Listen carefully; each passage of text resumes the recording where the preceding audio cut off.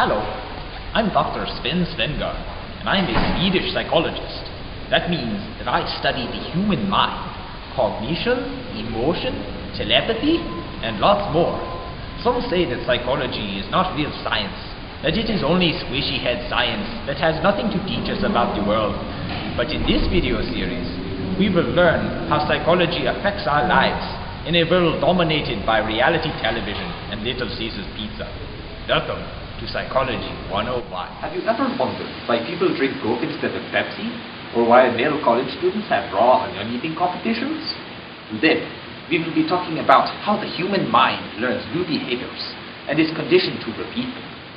There are two main kinds of conditioning: classical conditioning and operant conditioning. Classical conditioning involves training the mind to unconsciously provoke a specific reaction in response to a certain stimulus. This can be illustrated by a case study done on a young student known as Q as she went about the course of her life at Liberty University. One day in early 2016, Q was watching a television interview with Republican presidential candidate Donald Trump. Mr. Trump, there's been a lot of talk about the new wonder drug, Lactobet. Would you care to comment about that? Yes, I would, Jerry. And while I'm talking about this, I just want to say we have a huge problem in this country with illegal drugs. People just injecting themselves all over the place with heroin and cocaine and windshield wiper fluid and whatever else they can think of. And you know why? You know why we have such a big problem in this country? It's because we haven't secured our borders with Mexico. And we've got all the illegal drugs flowing in over the border. Our borders are like Swiss cheese. Nobody's dealing with the problem. Who's dealing with it? The Obama administration? No. Congress? No. That's why when I'm president, I'm going to deal with this problem. I'm going to secure the border. I'm going to build a wall. I'm going to do it. People say I can't do it, but I will. And we're going to make this America great again. As Mr. Trump continued to answer questions, his harsh rhetoric, racist comments, and lack of respect for women imprinted themselves negatively on Q's mind. Q was frightened by these words, which threatened to destroy her safe space, and so she pushed them away from her mind and tried not to listen. The next day, Q was doing her daily Bible reading, like any good Liberty student. Nehemiah 2:17. Then I said to them, You see the trouble we are in, how Jerusalem lies in ruins with its gates burned. Come, let us build the wall of Jerusalem. Build a wall? No!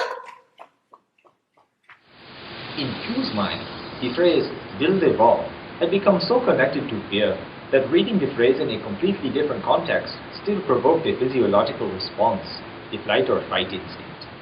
This is a perfect example of classical conditioning.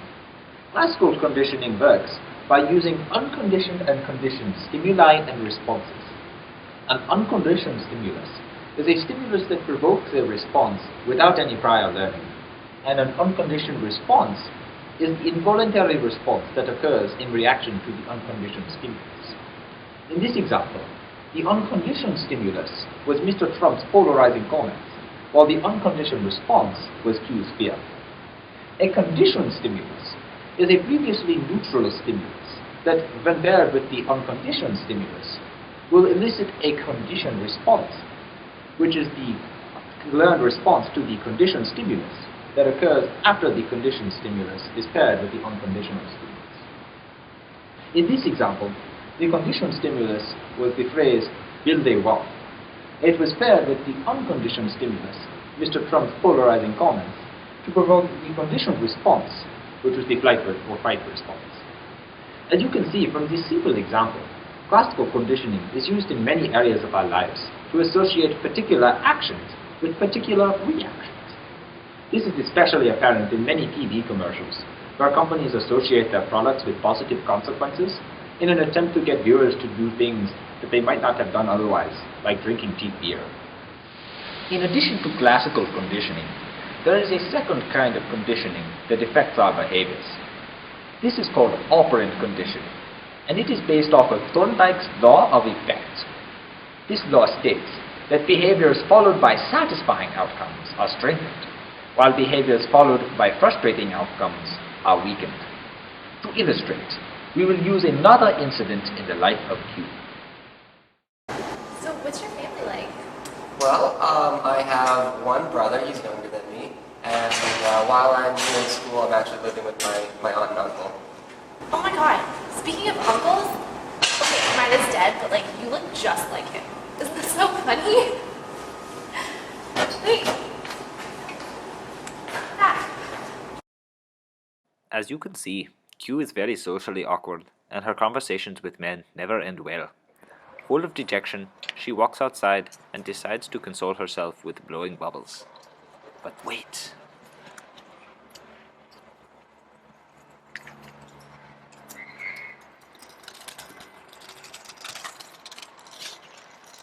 Hey, those bubbles are really cute. Do you want to go out with me?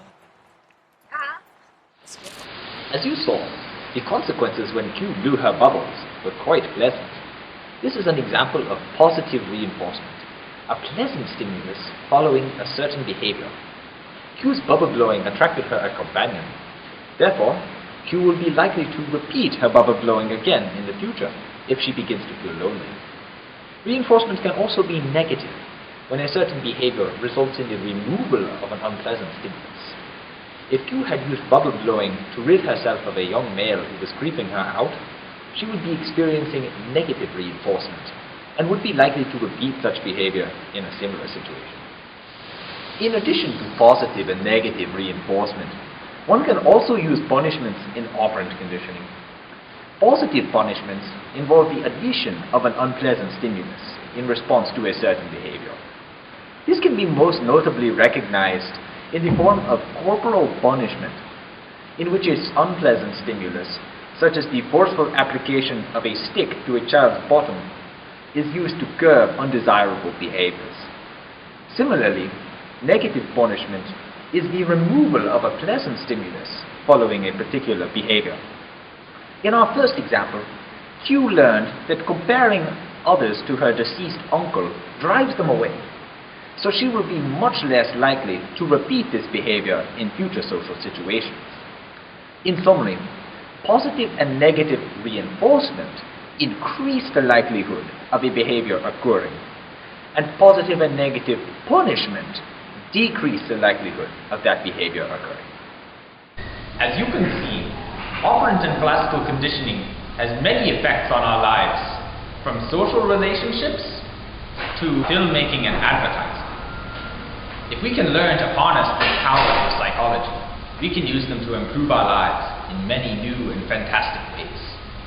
Join me next time for more fascinating adventures on Psychology 101.